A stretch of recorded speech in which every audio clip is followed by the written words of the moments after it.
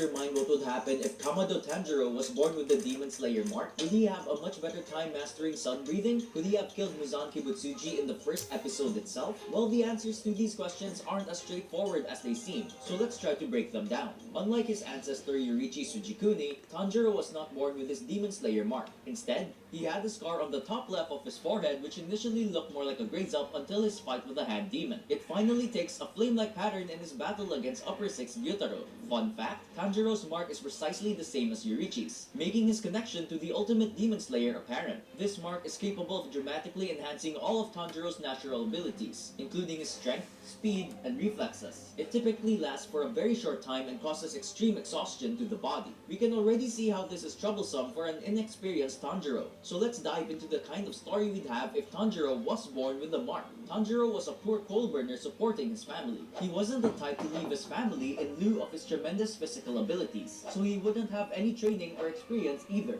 The mark would just sit there until Muzan killed his family and turned Nezuko into a demon. When Tanjiro gets attacked by Nezuko, things would be different. It's likely the mark would take partial effect here, allowing him to easily subdue Nezuko. Giyu would arrive and the two have a proper conversation, following Tanjiro collapsing from exhaustion. Giyu would not recognize the mark because the information was lost to time, but directs the siblings to Urukadaki regardless. The teamwork between the Kamados would be significantly weaker, and Nezuko would be more of a traditional support. Tanjiro would have an easier time passing the ex-Hashira's training and even split the boulder without Sabito's help. A key point is that his training period would be a maximum of 6 months at worst. At the final selection, Tanjiro would progress faster and kill the hand demon with minimal injuries. He would monetarily pass out, but continue onwards. He would be done here in around 2 days. The other contestants would be utterly surprised by his performance, and news of this would reach Ubuyashiki. Tanjiro would meet Haganezuka soon afterwards, who instantly notices the mark and berates Tanjiro to show him the red blade ASAP. In Asakusa City, Muzan would be utterly horrified by Tanjiro, as his mark is identical to Yorichi's, and makes a fast retreat. A freaked out Muzan would hastily send Susamaru and Yahaba after the siblings, whom Tanjiro easily defeats with minimal help from Tamayo.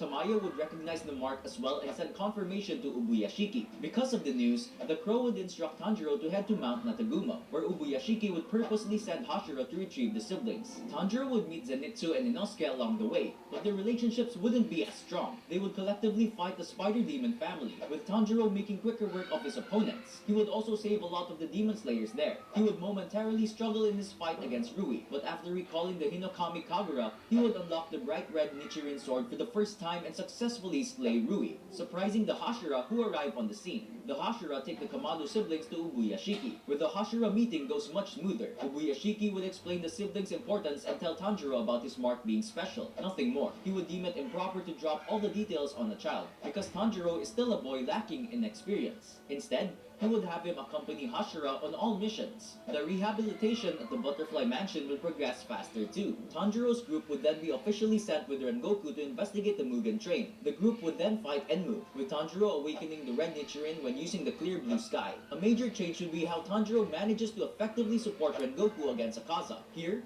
Rengoku would not die and they'd force Akaza to retreat, who was purposely sent after Tanjiro by Muzan. Tanjiro's group would head to the entertainment district with Tengen next. Tanjiro's enhanced senses would be able to narrow in on Daki faster, forcing Gyutaro out too. Tanjiro collapsing from exhaustion makes way for the Daki vs Nezuko fight too. Tengen, Inosuke, and Zenitsu would hold down the fort until Tanjiro reawakens, and finally take down the demon siblings. A paranoid Muzan sends Doma as well, but he arrives too late. Obanai brings everyone back to the headquarters, where Tanjiro has a dream about Sumiyoshi. He recognizes the mark on Yorichi and contemplates what it means in his sleep. He would recover in a matter of days, and head for the swordsmith village to get a new sword alongside Morichiro Tokito and Mitsuri Kanroji. Here, Tanjiro trains against the Yorichi Type 0 doll, recognizing its resemblance to the man in his dreams. Meanwhile, Muzan sends Gyoko and Hantengo to finish the job. During the fight, Tanjiro would use the Sunflower Thrust via a red Nichirin and experiences recurring memories of Yorichi. He uses the Sun Halo Dragon Head Dance, Clear Blue Sky, and Flame Dance against his foes. But as the exhaustion sets in, Nezuko is forced to step into the sun. Seeing her, Tanjiro breaks through the exhaustion and finishes the fight and collapses, seeing Nezuko conquering the sun.